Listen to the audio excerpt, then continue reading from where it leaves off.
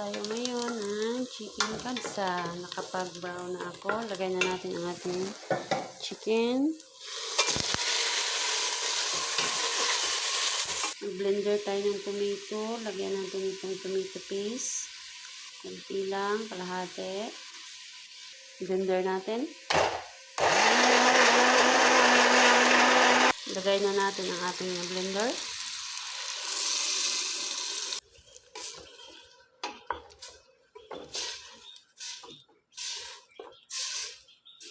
Then, all spicy, Arabic, for kabsa.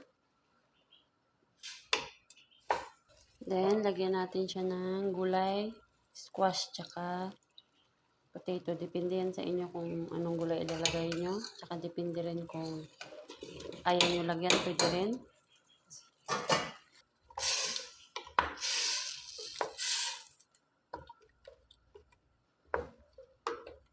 Lagyan natin siya ng black lemon.